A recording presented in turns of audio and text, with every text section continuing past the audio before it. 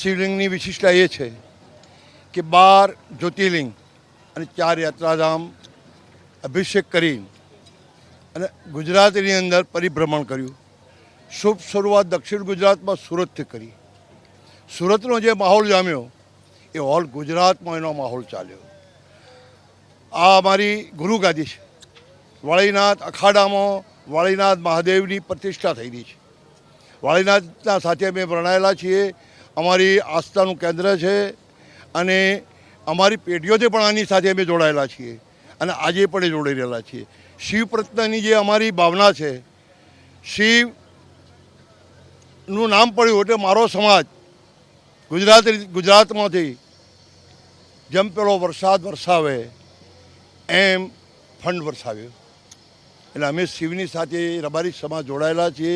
સનાતન ધર્મના નામથી તમામ સમાજને આની સાથે જોડવાના અમે પ્રયત્નો કરી રહેલા છીએ કે તમામ સમાજ અમારી સાથે જોડાય અને સમાજ જોડવાનો પણ છે. પટેલ સમાજ હોય, ચૌધરી સમાજ હોય, બીજા અન્ય સમાજો પણ આજે અમારી સાથે છે. ભવ્યમાં ભવ્ય ભારતની અંદર આનો એક ઇતિહાસ રચાઈ જશે. પહેલું મંદિર આપણું શિવલિંગનું સોમનાથ, એની ગરિમા જાળવવા માટે એના કરતાં આની હાઇટ થોડી નીચી રાખવી પડી. એટલે આ મંદિર નંબર 2 બનશે. અમારું એક આસ્થાનું કેન્દ્ર બની જશે અને રબારી સમાજ તો નહીં પણ અન્ય સમાજો અહીં આવશે અને એક યાત્રાધામ તરીકે આ સંસ્થા બની જશે.